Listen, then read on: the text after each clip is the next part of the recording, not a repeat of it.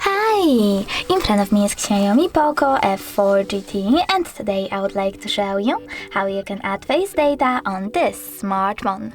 First of all, go into settings and scroll down.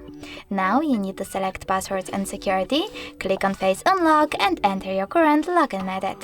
Following that, read the disclaimer, choose start, wait 5 seconds and choose next. Then remember to keep your face in frame.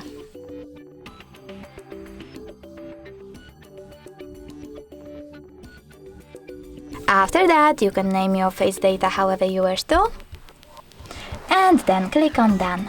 Now when I click home button, turn off my screen, then turn it back on.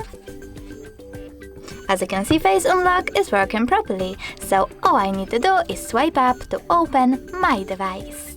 Thanks so much for watching. If you enjoyed this video, leave a like, comment and definitely subscribe. Bye!